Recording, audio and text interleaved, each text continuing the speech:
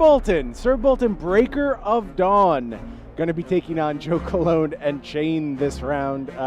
Marius Suchanecki is going to be my guest. I'm sorry if I butchered your name. Please come talk to me. Let me know. But repping Sir Boltyn here in the feature match area at the Pro Tour 2-0.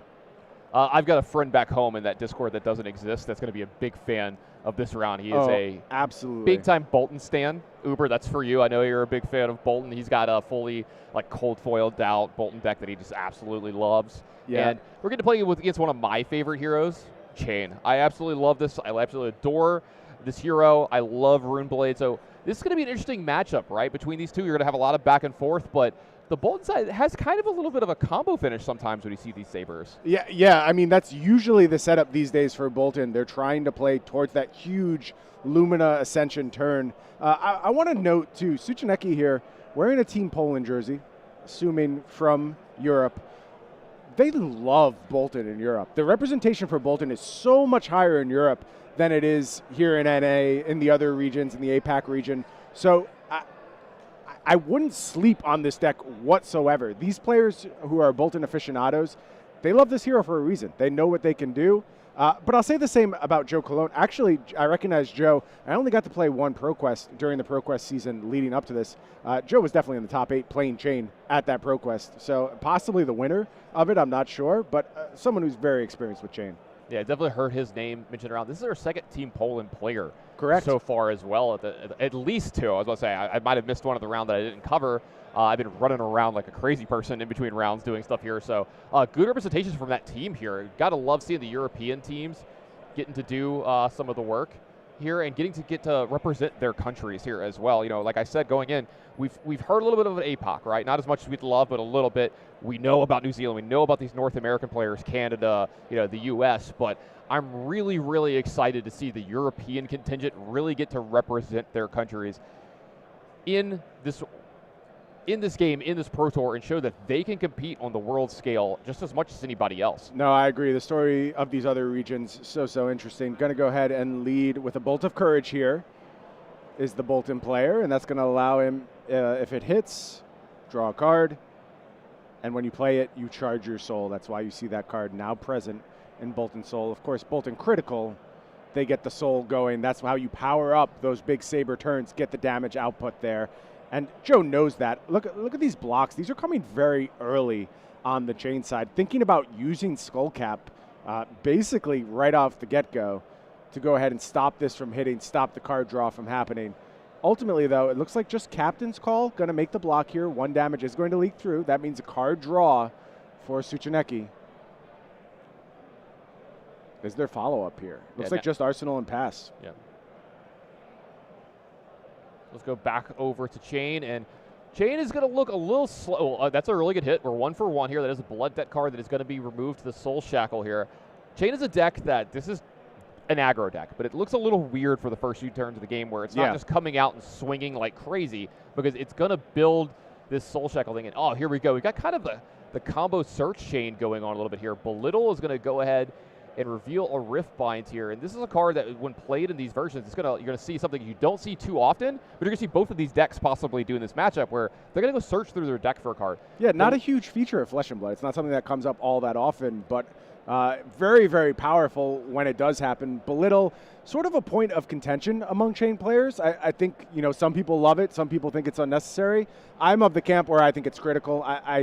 I mean, maybe that speaks to just like my level of competence as a Chane player, but I'm lost when I don't have Belittle for Minnowism. And you're going to see the damage output go absolutely bonkers here for Joe as that Minnowism comes down and just pushes through a lot of damage, or potentially gets saved for a future turn. It's got some cool flexibility here, too, when the Belittle finds a Minnowism. You can find a red one to push through more damage, or if you need more resources with your hand, you can find a blue one to be able to pitch for 3. And that's critical for the Chane deck, because they are... I mean, they function on low resources. They can push out damage. They do have a lot of 0-cost, 1-cost attacks, but they want to go so wide that they do get value out of being able to find that blue and just fire off more attacks in a turn. Soul Shackle going to be made here, giving go again to this Bounding Demigon, which is pumped by the Minnowism. So it is going to be attacking for 5 here. Now, I said that they may not be doing a whole lot the first couple turns. Joe's proven me a little wronger. This has been a very strong opening from a Chane player. I agree. Good start from Joe here. You don't expect a lot of your first turns, and you're kind of fine just doing a little setup, getting your soul shackles rolling, a little bit of pitch stacking, getting some key cards towards the bottom of your deck to eventually get banished. But in Joe's case, we're coming out the gates, and that continues with Shadow Puppetry. It's going to give this next attack go again as well. Also, a resource floating. You know what that means when there's some go again and a resource floating from the Chane player. You're going to get thorned at the end of all this, and that's really good damage output early from Joe. Yeah, the good old 2-2, as we've been saying. Absolutely. So look at this. Riftbond's going to be attacking for 4. Equipment's going to come out plus a card to get a little bit of a block. This is going to be finished off with that Rosetta Thorn for 2-2. It looks like both of that's going to get through. Going to push Marius down to 35. So really good setup and damage push through from Joe here. He's not going to have an arsenal, but this isn't one of those decks that necessarily needs an arsenal all the time because Soul Shackle does so much heavy lifting. For everybody at home, you'll see the Soul Shackle getting made. Yeah, it's going to give some of his cards go again, but the really important part is at the beginning of Joe's turn, he's going to banish the top cards of his deck equal to the amount of Soul Shackles that he has. Now, the good part about that is a lot of the cards in his deck, as you see here, it's going to miss on 2 of these. These cards might have Blood Debt, kind of like in the Levia deck that we're just watching. But the difference is the Chane deck could actually make use of the Blood Debt cards by playing them from exile. Yep. So you're pseudo-drawing extra cards in this turn by using the Soul Shackles. If they ever remove a Blood Debt card, that card is just kind of added to your arsenal. No, absolutely. Chane plays in a very unorthodox fashion as compared to the rest of the format. And I want to note how these early turns have gone. Marius's last turn just drew up. That was it. Just drew cards. Didn't have any kind of offense. On this turn, you see very quickly throwing 2 cards in front of that Bounding Demigod. Marius is looking for something very specific as the Boltyn player. You need to charge up that soul, then you need to charge up those sabers. And that's only going to happen with the right mix of cards. So playing defensive, very comfortable for Marius. And I want to point out, too, Joe, despite Boltyn maybe not being a huge fixture of the North American metagame, Time Snap Potion at the ready. So is ready for the chance that maybe this is going to be a longer game. Maybe Marius is going to try and block him out for an extended period of time. And yeah, you see that actually the way the game is playing out. Now, when you're on the side of Chane, you see this going on. And for everybody at home kind of trying to pace the game to see how it's going to go later. Is this the Boltyn player trying to set up for one of those big turns that we see from this deck? Like he might chip in a little damage here or there, but he's looking for the big combo finish. Yeah, what's more important here, and you see another Bolt of Courage come down, loading up the soul with a Fate First Scene. Marius doesn't really care how much of this leaks through. It's nice. Certainly you appreciate damage. Yes, but what this is all about is loading up that soul. It has to happen to enable the late game, that flurry that's going to come off of Lumina Ascension, off of Beacon of Victory, possibly finding those Lumina Ascensions and just charging those sabers to the moon. Yeah, but I've seen these decks do upwards of like 34 damage in one turn with those combos. So look to see Marius maybe leak through a little bit more or get an extra card in somewhere to find those last couple points of damage from Joe. Also, Blood Debt kind of relevant in this matchup. If a few extra Blood Debts leak through, it might put him in that range of being OTK'd by the Saber Boltyn deck. No, I mean, you're exactly right. Those little leaks of damage, I won't say it's easy. It's very plausible for Marius to do 30 damage in a turn. 35, 36. That's asking a little bit much sometimes. It's harder. Yeah. It's a lot harder. That's kind of on the upper ranges of Boltyn's output. So you're exactly right. Leaking through any damage can be a big deal. All right, looks like a Howl from Beyond is going to get played here. Soul Shackle is going to get activated, giving the next thing go again here. Yeah, and we are going to see a Vexing Malice pushing through a little bit more arcane damage in conjunction with a larger than average attack here. It looks like 6 going to be the damage queued up. +2 arcane as well with Vexing Malice. So attacking on multiple fronts, kind of like that Rosetta Thorn is doing. This is one of the problems when you're playing against the Chane deck, is they're not just attacking you with physical damage. They're coming at you from all kinds of angles. And I was actually just let known that this is Marius is a content creator as well when it comes to this Boltyn deck, and he was one of the originators of this. And you know what's funny? I say this because I kind of recognize the name. I'm pretty sure I watched one of his videos of how to do this deck and how to do the combo going into my prep for the Calling in Las Vegas. Now that you say that, Dan, and I've watched the same video. You're 100% right. Because I remember the ProQuest had kind of made it into like changing up a little bit, and Chane wasn't doing as well going into Vegas. And it was mostly because we were getting the European ProQuest and the results, and I'm sure Marius had a big part of a lot of the Boltyn Sabres decks doing so much better in those. And here he is, put his money where his mouth is at the first Pro Tour. Yeah, and this was the hype story actually heading in to that Vegas calling. People were starting to talk about Boltyn. I remember the folks from Arsenal Pass doing like an emergency podcast on it after Marius brought it to fruition. And maybe it was the mask that threw me off a little bit, but we should have acknowledged we're in the presence of Boltyn royalty right now, someone who has really been instrumental in putting this Boltyn deck on the map. Something you're going to see Chane players do pretty often when they're playing. They're going to count their deck here. How often am I going to get to? Because you've mentioned this earlier, that second cycle, this is the deck where it comes into play. Yeah, look, so Joe's doing math. He's counting how many cards are going to go through, where he's hitting, and it's so critical. Again, a medium Chane player versus a extremely good Chane player, night and day. And the output that they're going to get from their decks, it's just not the same. It's completely different. So little things like that Joe is doing will add up over time. And a really nice set of banishes here. Double unhollowed rights. That's going to go ahead and form the backbone of a nice little turn for Joe Cologne. Yeah, if you can guarantee the 50-50 on these hits, I think you'd be ecstatic with that. Especially at this point in the game. Oh, absolutely. And like, yeah, you see Joe doing that, kind of counting his deck.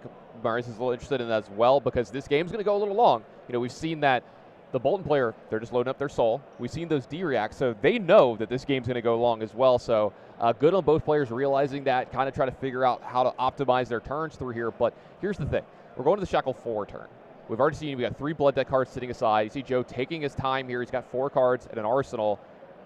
These turns are about to get really complicated for the Chane player of the next time. They're about to do a lot of things, and is this where Chane can kind of start taking over the game? Anytime you're reaching the 4th Soul Shackle, 5th Soul Shackle, I mean, the problems only get worse as time goes on. As that number climbs, their output gets more and more devastating.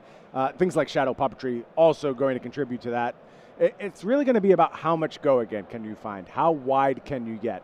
And if the pieces line up correctly, the answer is it feels like limitless go again. You just have Soul Shackles into Shadow Puppetry, into Mauve Skies, and all those things just snowball to make these ultra wide turns. Going to be on Hollowed Rights here, buffed by that Shadow Puppetry. 5 potential damage headed the way of Sir Boltyn. And this is going to get overdone a little bit, overblocked here, right, for 6 because this is a D-react. But also this takes away the on-hit effect. If it hits, Joe gets a little bit of a card selection. He's going to look at the top card of his deck and banish it. That's good on multiple fronts. If it's a card that he doesn't want for the matchup or may not want in his next hand, he gets to banish it. But if it's a card of Blood Debt, he gets to banish it and kind of stockpile that for later or even this turn. So it's almost like drawing a card. Yeah, Soul Shackle. Going to go ahead, give that Rosetta Thorn go again. Pitches a Bounding Demigod to charge that up. And this should be for 2 and 2 as well. Correct. Shadow Puppetry, non-attack action. On Hollowed Rights, attack action. Yeah. Still 2 cards left for Han and Joe here. 2 cards in Banish that have Blood Debt. So lots of options still left over as well. Love the way that Joe's sequencing these turns, kind of parrying his thrusts as they go. So you never know exactly what's going to happen. Yeah, and it looks like Marius has a Take Flight and a Command and Conquer. So possibly wanting to leverage that Take Flight to, again, get that soul going. And actually, I want to take a look at Beacon of Victory right now, if we could pull that up, because this is what we're leading towards here. This is what Marius is trying to get to. As he charges that soul more and more, it makes these potential Boltyn attacks scarier and scarier. There you see Beacon of Victory on the screen. Banishing X cards from the soul, target attack gets X. You get to do a little searching for Lumina Ascension at that point, so pushing the damage through. It's nice, but really the key thing is you get Lumina Ascension and just pop off. Speaking of pushing the damage through, we see a Bounding Demigod making its way across here. I believe it's a blue one, so it's only going to be attacking in for 1. You see Marius kind of like shrug a little bit. Now, there is an Arsenal set up here. We did see that Command and Conquer in the hand. Maybe something that, whoa, little fumble here. Maybe something that could come up. God, those sleeves are absolutely beautiful. I love the Dragon Shield, Flesh and Blood sleeves. See those pretty prism ones? Yeah. No, really nice. I wonder, are the Boltyn sleeves available yet? Was Marius forced to take the only light hero available at this point? That's a good question. I'm a Chane sleeve until I die, so we'll see. I just ignore the other ones. I'm joking. I actually really like the Lexi sleeves as well. I love the Oldham sleeves. That's my pick. They're all so great. Let's be real. I'm going to get one of each. I know. May as well just max out. Command and Conquer going to be the play here from Marius. Command and Conquer sort of seeing a resurgence in this metagame. I think, at the explosion of Starvo, it started to trend down a little bit. It used to be every deck had 3 Command and Conquers. That's just where your deck started. that has faltered a little bit, but with the rise of Chane, with this new metagame, I'm starting to see Command and Conquers creep back into lists and starting to become a fixture again. Yeah, Arsenal's becoming a little more important. You can see the importance of this card of the Arsenal for Joe here. here. Going to go ahead and cash in that Carrion Husk right now. You know, that's going to be in the Banish Zone for the rest of the game, doing 1 per turn. This is one of the ones that he can't get rid of. This is going to happen for every turn for the rest of the game. I wonder if Joe's thinking in his mind, this might not matter because there might not be a lot of turns left. Ooh, yeah. This is the one card you really don't want to banish the Blood Debt is Art of War. Or this is the deck that takes advantage of Art of War better than anything else. And this is a 1 for 5 here for only an Invert Existence. But you see there's still the Unhallowed Rite sitting over there as well, so maybe a few things. Yeah, a slight miss from Joe, but given how that last turn was played, given the fact that he used the Carrion Husk at that point, I have a feeling that the hand is already pretty good. I see a Belittle lined up. Looks like be able to go get a Minnowism, use that to maybe fuel Command and Conquer. So there's already options here from Joe, and also protected that Arsenal very aggressively, so maybe a good option in Arsenal as well. Yeah, it could be something like an Art of War in that Arsenal. I think I see a Command and Conquer of his own in his hand, so this does look like Belittle's going to reveal Belittle. Yep, that's going to go get a Minnowism. It only gets 1 Minnowism, though. It only gets 1. We don't get to double up. So far. It's going to get blue Minnowism this time. So you mentioned the flexibility of this Belittle package. Here we're seeing Joe use it for resources instead.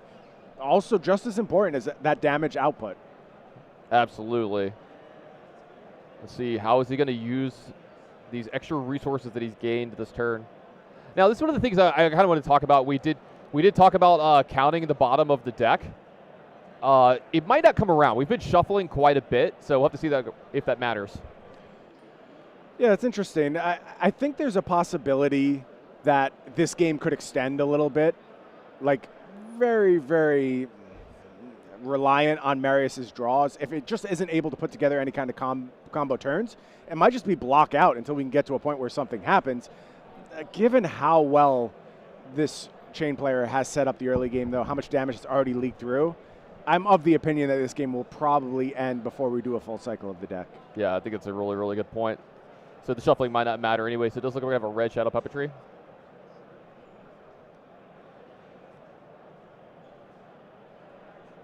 Yeah, Shadow Puppetry going to go ahead, give that Rosetta Thorn a little go again action.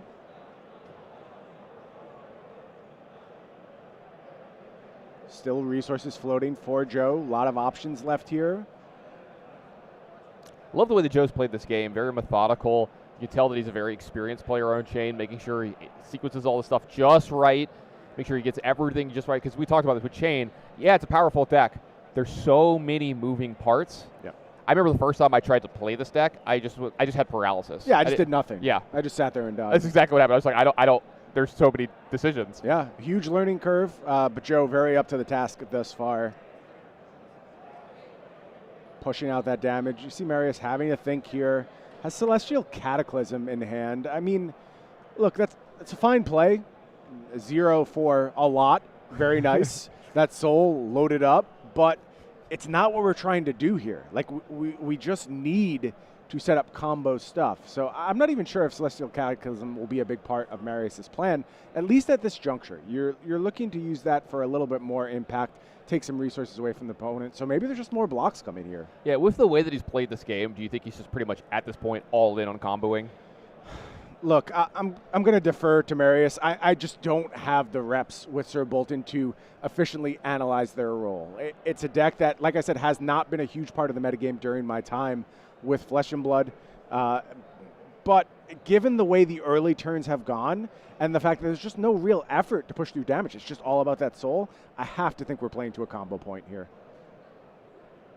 I think it's the only out pretty much at this point. I think if you start trying to play a fair game with Chane from here, you're just too far behind. Yeah, you're not going to be able to with the Soul Shackles already at 6. And I mean, it's kind of unfortunate for Marius, right? You know, he committed to that very early in the game, and the deck just hasn't really bailed him out. Yeah, I mean, those critical pieces have not shown up thus far, and I haven't really seen a path forward for Marius given the draws that have been presented. Like, there's been some nice plays, you know, Command and Conquer, things like that, but nothing really that feels Boltyn-ish is what I would say. Like, nothing that really plays to the strengths of the hero. Now, while there's nothing in Arsenal here, this is a 7-power Command and Conquer attacking here, and I did kind of want to take a moment to mention this. This card is insanely important in this matchup from Chane into Boltyn, because there's a lot of times where if they find the combo card, they have to just arsenal it and hope for the correct spot to play it. Correct. Yeah, an important tool for Joe here. Command and Conquer, a card that I've seen, again, float in and out of Chane lists recently. I think Tarek Patel was playing Rifting as opposed to Command and Conquer in the last list I saw from him. So there's been some debate as to whether this card still merits inclusion. In this spot, though, I guarantee Joe is happy to have it. Most important question for Command and Conquer here. You're playing the 3 of them in your deck. Yeah. Are they black or white bordered? They are, for now, black bordered. I would like to remedy that. Yeah. I would like to move to white bordered. I would honestly like to move as much of my collection as possible to white bordered. Old school, baby. I was gonna say, I think a lot of the older players really like the white border stuff. Kind of brings you back to those CCGs in the 90s. Yeah. I think I'm too, like, I basically own every Flesh and Blood card there is at this point. So I'm probably too deep to, like, really revamp my collection. But anything else I have to add, it just has to go that way. I think I see a pretty important card. I maybe in Marius saying it happened really faster, but let's take a look at this banish. It looks like the last couple cards were really good. We got a Riftbind, Bounding Demigon. Bounding Demigon, yep. I think you're right about Marius' hand, though. I think I might see the V for Vendetta. I'm not 100% sure on that. Got me a little excited for half a second. That might be my favorite graphic novel of all time in a movie that's really high on my list. Let's see. Joe got a pretty powerful turn set up here and see how deep he wants to go. He's got 4 cards in Blood Debt here. That Invert Existence. He's got a Riftbind. He's got a Bounding Demigon. He's got a Flock of the Feather in his hand as well as a tome. Try to get a little bit more a peek at his hand. It's kind of hard to see. So this is going to be a hard to sequence turn. Of course, meant via the Vanguard Tannen. I was rolling with it. I was rolling with it. Let's rename it right now. Yeah. Someone make an altar, V for Vendetta. Just put the Guy Fawkes mask on the guy. Yeah, on Boltyn on this card. Make one for me. That's for me. Make one for me. I'll be a Boltyn player for that. That works. Joe taking his time with the turn here. Oh, that's the Lumina Ascension in Marius' hand. Yes, it does look like we're going to start out with and Tannen, there's also a Beacon of Victory. This is it for Marius. Like, this is what we're playing towards. We're about to see fireworks from Marius' side. Hopefully. Now, the alternative is he dies. Yeah, which is very scary right now and very within the realm of possibility. Chane could 100% 23 this turn. Oh, absolutely. So let's see how Marius wants to go ahead and navigate this turn. Looks like there's a Soul Shield at the ready, which is a little awkward given the rest of what's happening with this hand. It's going to be really interesting to see how Marius wants to navigate this.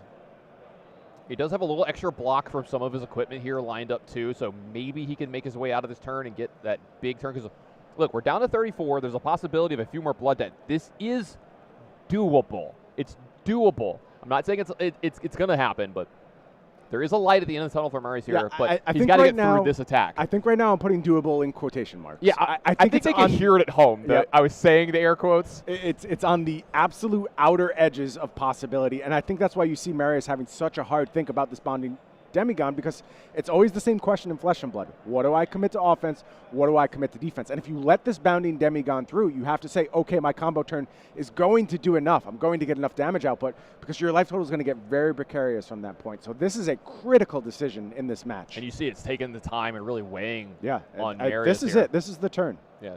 This Bounding Demigon attacking for 7, still in the combat chain, and this is just the start. This is just the beginning. There's going to be a lot more behind this, so that's what you see is really weighing on Marius here. You can't just be like, oh, well, I'll just take the 7. Yeah. You know. Yeah, I could see there being one more turn from Joe just based on the hand. I see a Ghostly Visit. I see a Flock of the Featherwalkers and a Tome of Fandel. So that's not the most explosive Chane hand. There is some stuff floating over in the banished zone, but you would really like one more chance at setup here if you get it and then just completely go for it on your 8 Soul Shackle turn.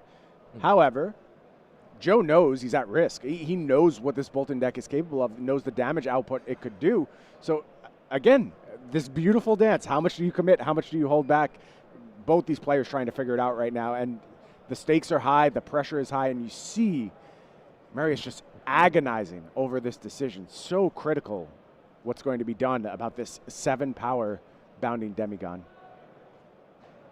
I think they both know that it's like the penultimate turn. Yep. This is it, and you're seeing it really weigh on him. And it's wild that we're doing that at 23 and 34 life, right? Like, how different is that from the typical game of Flesh and Blood? You know, we're often jockeying to get your opponent into what we call the Kadashi position, where they're super vulnerable to your every single move. This is just about throwing off huge salvos from basically nothing. Yeah, he's going to get prompted to make a play here. He's had ample enough time to think about this. I think he's had enough, but I don't know what the correct decision is here. I do not either, and I would not difficult. even guess. I'm going to leave it to Marius to tell us what to do. Going to be Soul Shield, soaking up some of that damage, and I think that means we're not seeing the combo attempt on the next turn. You're just not going to have the resources for it. I think. Yeah, I think it's a big deal that you point out the life totals at 22 to 34 here. It's so important because both decks know the other one can kill them from this spot, that they can present. You know, we can see Joe's hand and see that maybe not, but that's what took Marius so long and why he was so anguished. And he doesn't know that the hand is maybe not as good. You know, he's worried about it. If the first attack is 7, I might get attacked 3 more times this turn for 7 apiece. Really, or something along those lines. Really interesting play from Joe here. Yellow Belittle. Now, that's a real commitment. Yeah, we talked about minnowism and how there's some divide on whether Chane players want to play it or not. And usually, even when they do, they play 3 red Belittle, usually like 2 red minnowisms, 3 blue minnowisms is the breakdown I see often.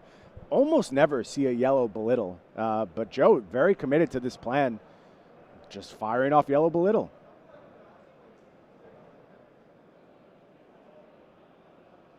Looks like it's time for Rosetta Thorn coming in for 2 and 2 on Marius, holding just those combo pieces in hand. Lumina Ascension, V of the Vanguard. No vendettas here.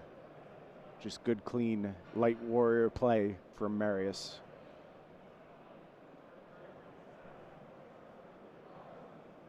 Every decision now just drawing absolute agony for Marius, feeling sort of like there's a no-win position here. Looks like the damage was taken. Going to go ahead and just play a Minnowism. Blue Minnowism just being played for its face value. Going to pitch that flock as well here. So he's got some play resources through Spellbound Creepers critically. So that's going to go ahead and extend the combat chain here. It does give look Joe a chance at more attacks. Yeah, it looks like there's going to be a big Rift Bind here. It looks like, what is that, 5? 6. So 6 power Rift Bind here. Yeah. Not the Rift Binds we were used to back in the day when they used to be 10, 11, 12. Sure. Seeds of Agony. Marius, I miss you so much. Ready with a Sink Below in Arsenal, but that means this turn is going to be about setup. It's going to be putting one of those combo pieces into Arsenal, and then you got to survive the 7 Soul Shackle turn from Joe. 2 cards already floating there in the Banish Zone, ready to go. One of them inevitable, essentially, invert existence. So there's problems here for Marius, for sure. Yeah, so 3 Blood Debt, going to put Joe down to 31. Marius at 14 is going to go ahead and Arsenal up. All the Command & Conquers are gone, I'm pretty sure. I think the last one got banished. Another Art of War got banished. There's the Eclipse showing that really ready for that long game. So okay, so this was not a great banish from Joe. We only saw a Shadow Averser. However, Joe also has a Shadow Averser in hand. And if there's another Blood Debt card to go along with that, this could get really wide really fast and present some real problems for Marius. Yeah, and Joe's got to know, right? If you're sitting in Joe's seat, that Arsenal can kill you. Absolutely. So I expect the full extent of trying to end the game here to happen because he's got to trade. He's got to trade for any cards in his hand that he can, right? Oh, absolutely. Yeah, push as much damage as possible. And Joe's setup is not optimal. It's good though, and there's another card in hand for that Shadow Averser. So you could go Shadow Averser, banish your Shadow Averser, Shadow Averser, banish another card from your hand. I believe it's on Unhallowed Rites. And now we've gotten really wide, and we can start talking Eclipse territory. Yeah, I also see a Captain's Call and an Exude Confidence, both cards that can really mess with this turn, either pumping or pumping extra damage, giving go again. Exude Confidence really messes up the combat chain and how you defend as well. Maybe that's what Joe's thinking about turn. How do I want to lead this turn? How do I want to start stuff? When do I want to get Exude Confidence on the combat chain? Lots of stuff. This is where the good Chane players really make their money, really get their bread, you know, because like this is the spots where yeah, there's a 4-card hand, there's an Arsenal, but you've also got about 4 or 5 other cards you could play from Banish here as well, and it looks like we're going to start the turn off with a Captain's Call. Yeah, Captain's Call going to be the first play here. Just going to get go again for whatever the first salvo is here. Now, it was interesting, the Captain's Call in hand was, I believe, the only blue card. So now the pinch is resources. Chane can deal with that, though. Chane has a lot of cheap attacks.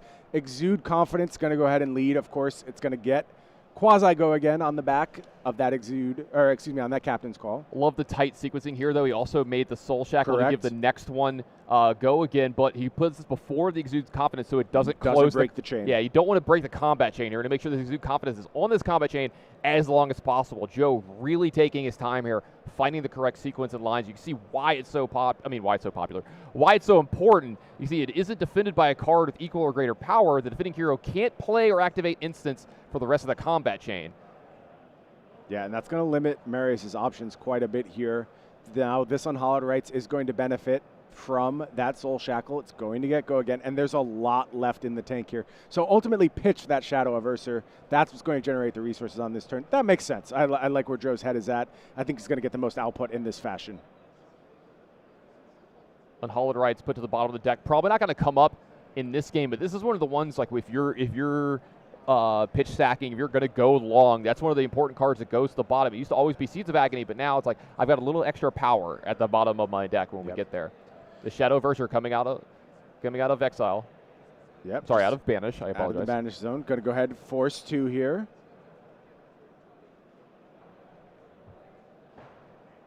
Believe it banished that additional Unhallowed Rites, giving itself go again.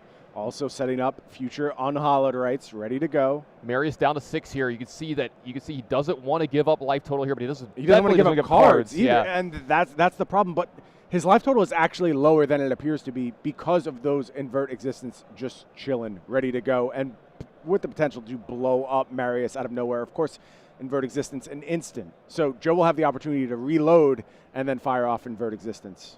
Yeah, you would do it during Marius' turn. Yep. Now there is the Arcane Barrier from the Skull Cap it'll have to contend with, but that's still a card from hand.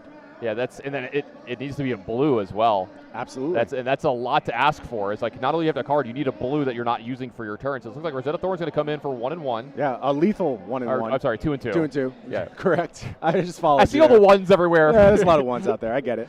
Yeah. So it looks like the Blood Debt is going to go through Joe, and Marius is going to survive at 1 here. Does he have what it takes? Kept a lot of resources in hand, but here's the problem. Invert Existence, could that really ruin plans here? Anytime that there's no cards in his hand, he's going to die on the spot. Right. Yeah. So he's got to worry about that for the rest of the game as well. In fact, is that what's going to happen this turn? Are we going to see him start to go off and then die in response? I think it's almost certain, but let's see if he can find a window to play around it. I mean, it's face up, right? The Invert Existence is sitting there. Everyone knows what's going on. Here's that Beacon of Victory. That's going to go ahead, banish from the soul. I believe we know what we're doing here. Yep, it's time for Lumina Ascension. You see the nod from Joe. He's like, yep, we've all been here before. Yeah, all right. Now we're going to try and push some damage, but you need resources to do damage. You see Beacon of Victory, very important in this deck, and finding those combo pieces. It's kind of like redundant copies of the combo pieces to make sure that your deck is you need that. You want multiple Lumina Ascension on your combo turn, and that is what Marius has now set up. There are 2 Lumina Ascensions, but you got to have enough resources to defend yourself, and if you ever overcommit, that's going to be it. And Joe knows that. So Joe says, you have to present something to me that makes me act. Until then, I will wait. I will sit here until I know the coast is clear. So here's these 2 Lumina Ascensions coming down. Yeah, Snapdragon was activated. Let this have go again. Keep going. Double Lumen Ascension. Courage of Bladehold also activated, it looks like, at this point. Yep, so those sabers are pumped up. Yep. Quite a bit. And now they come. And now Joe has to ask, well, what's that last card in hand? Is it go time? There you see. Oh, there's a second Invert Existence. Okay, so we're going to fire off this first Invert. Finds the cards to go ahead and send to the Banish Zone. That's going to get the response. That's going to get the first one taken care of. And the second Invert Existence cleans it up. And that means Joe Cologne going to move on to 3-0.